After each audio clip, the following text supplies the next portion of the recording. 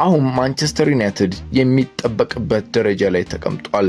አራተኛ ከ2024 የካቲት ወር በኋላ አሊያም ከ20 ወራት በኋላ ለመጀመሪያ ጊዜ 3 ተከታታይ ጨዋታዎችን ማሸነፍ ችሏል። አሁን በትክክለኛው መንገድ ላይ ያለ ይመስላል። አሞሪም ብራይተንን 4-2 ቡድናቸው ድል ካደረገ በኋላ ያሉ እንደሚመስለኝ ተጫዋቾቹ በራስ መተማመናቸው ጨምሯል። ቀጠል አደረጉ። እንደሚመስለኝ ዘንድሮ ምርጥ እንቅስቃሴ ያደረግነው ከአርሴናል ጋር ባደረግነው ጨዋታ ነው። ነገር ግን በተወሰነ መልኩ በራስ መተማመን የሚጎለብት ከሆነ እንዲሁም በተለየ መንፈስ ላይ ስትገኝ አልፎ አልፎ በትንሹም ቢሆን በአንዳንድ አጋጣሚዎች እድል ካንተ ጋር ሆኖ ጨዋታ ታሸንፋለህ። አሁን እያሰብኩት የሚገኘው እንደዛ ነው። ጨዋታዎችን ባለመጨነቅ ነፃ ሆኖ መጫወት ሩበን አሞሪም ይህን እንዲናገሩ ያደረጋቸው ወቅታዊ የቡድኑ ውጤት ነው። ውጤት እየመጣ ሲሄድ ተጫዋቾችም ከመጨነቅ ስለሚወጡ ውጤታማ ይሆናሉ ነው። ሃሪ ማጓየርን በጉዳት የመጣ ስብስብ ውስጥ ያላካተተው ዩናይትድ ሌኒሮን ተጠቅሟል።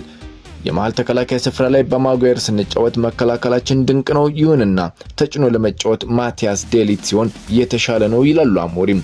ግን ቡድኑ በጭንቅ ውስጥ በሚሆንበት ጊዜ በመጨረሻ ደቂቃዎች ላይ ማጓየር ግቦችን ስለሚያስቆጥር ማጥቃቱ ላይ ያለው ተጽዕኖ ከፍተኛ ነው።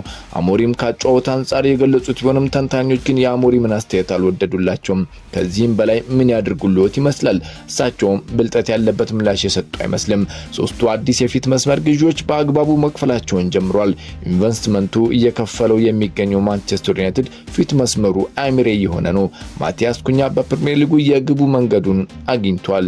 ምቤሞ 3 ኳሶችን ሞክሮ 2 መረብ ላይ አሳርፏል። ቤንጃሚን ሼሽኮ ጣጣውን የጨረሰ ኳስ ምቤሞ ላስቆጠራ 3ኛ ኳስ አመቻችቶ አቀብሏል። መግባባታቸውም ድንቅ የሚባል ነው። ዩናይትድ በብራይተን ጨዋታ 13 ሙከራዎችን አድርጎ 9ኙ ኢላማቸውን የጠበቁ መሆናቸውና 4ቱ መቆጠራቸው ቡድኑ ውስጥ ለውጥ መኖሩ ማሳያ ነው። የብራይተኑ ወጣት ጀርመናዊ አሰልጣኝ ፋቢያን ሁልዝለር ከስካይ ስፖርት ጋር ከጨዋታው መገባደድ በኋላ ቆይታ አደረጉ። ለመሆኑ ማንቸስተር ዩናይትድ ጨዋታውን አስቸጋሪ አድርጎባችሁ ነበር ተባሉ። የእሳቸው ምላሽ በፍጹም ነው፣ አስቸጋሪ አድርጎብናል ብያለም። ጥሩ እቅድ ነበረን፣ ይሁንና አጨራረስ ላይ ችግር ነበረብን። ሐሳባችንን በሜዳ ላይ ትክክል ነበር፣ ይሁንና የቦታ አያያዝ ጉዳይ ክፍተት ነበር አሉ። የቀኝ እግር ተጫዋች ሆነህ በተቃራኒ ቡድን ሜዳ በትክክለኛ ቦታ ስትገኝ ትክክለኛና በትክክለኛው ሰዓት የሚያቀብል የቡድን ተጫዋች ማግኘት ግድ ይላል። በጨዋታው ላይ ያተነው የነበረው ይህን ነው። ስለዚህ ለሽንፈቱ ተጠያቂ የምናደርገው ራሳችንን ነው አሉ። ባለፈው የውድድር ዓመት በጥር 2025 ላይ ብራይተን ወደ ኦልድ ትራፎርድ መጥቶ የአሞሪምን ቡድን 3-1 አሸንፎ ነበር የተመለሰው። ለመሆኑ የባለፈው የውድድር ዓመት ያሸነፋችሁት ዩናይትድ እና የዘንድሮ ልዩነቱ ምን ይሆን ሲባሉ ፋቢያን ሁዝለር ኢንቨስትመንቱ ነው አሉ። በመጀመሪያው 45 በጥሩ ሁኔታ ተጭነው ነው የተጫወቱት። በጣም ይጫናሉ፣ የመጫወቻ ስፍራም አይሰጡም። በግል ብቃት ጥራት ያላቸው ነበሩ። ስለዚህ ገንዘቡ በአግባቡ ግዢ ላይ ውሏል አሉ። አስተያየታቸውም ሀቅ ያለው ይመስላል።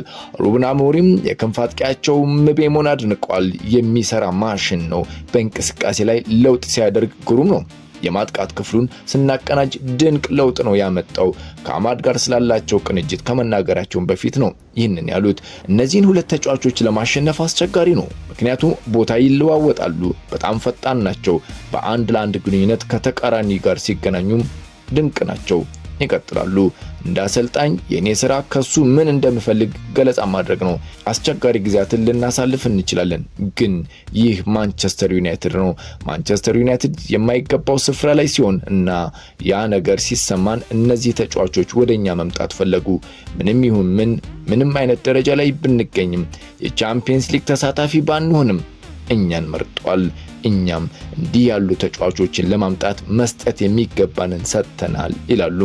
ከዚህ ቀደም ማቲያስ ኩኛ በመከላከል በኩል መቀዛቀዝ እንዳለበት ይነገር ነበር። በምሽቱ ላይ ግን ይህንን አስተካክሎ ታይቷል። ለዚህም ይመስላል አሞሪም እንደሚመስለኝ ኩኛ በመከላከሉ ምርጥ ነበር። ኳስን ሲያገኛት ምን ማድረግ እንዳለበት ስለሚያውቅ ብዙም አያስጨንቀኝም አሉ። ማንቸስተር ዩናይትድ የሊቨርፑል መሸነፍን ተከትሎ 4ኛ ደረጃን አስከብሯል።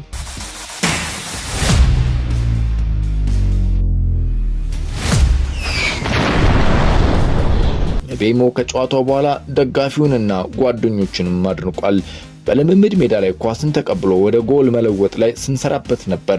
ይህንንም በጨዋታው ላይ ተግብረናል። ቤንጃሚን ሼሽኮ ምርጥ ኳስ ነው ያቀበለኝ። ኳሷ ወደኔ ከመምጣቷ በፊት ሰፊ ክፍተት ነው የነበራት። ይሁንና አይዳን ሄልቪን ግሩም ኳስ ለብሩኖ ሰጥቶ ወደ እኔ እንድታመራ አድርጓል። ብሩኖ ለሸሽኮ ከዛም ጎሉን አስቆጥሬያለሁ ይላል። ልምምድ ላይ የሰራነው ከፍሎናል ባይ ነው። ሁሉንም ጨዋታዎች እዚህ እንድንጫወት የሚያስመኝ አደጋገፍ ነበረ በዩናይትድ የነበረው የሚለው ምቤሞ እብደት የተቀላቀለበት ሲል ይገልጸዋል። የምሽቱን የደጋፊዎች ድባብ የነበረው ድባብ ገራሚ ነው። ደጋፊዎቹ የማይታመን ነገር ነው ሲያደርጉ የነበረው። ጎል ማግባት ደስ ይላል፣ ግን እዚህ ሲሆን ልዩ ነው በማለት ደጋፊውን አሞካሽቷል። ኳስ ስንቀማ፣ ኳስ በእኛ ስር ሲሆን፣ የእጅ ውርወራ ስናሸንፍ በነበረበት ጊዜ ብቻ ሁሉም ነገር እዚህ ደስ ይላል፣ ሁሉንም ጨዋታዎች እዚህ በተጫወትኩ ያስብላል ሲል አወድሷል። አሁን በማንቸስተር ዩናይትድ ቤት መንገዶቹላ ወደ መልካም እያመሩ ይመስላል። ማንቸስተር ዩናይትድም ከረጅም ጊዜ በኋላ 4ኛ ደረጃን በሰንጠረዡ ላይ አግኝቷል። ሃፍታይም ስፖርትን ሰብስክራይብ በማድረግ ቤተሰብ እንድትሆኑ በአክብሮት ስዩም ፍቃዱ ጋብዛለሁ። መልካም ጊዜ ነው።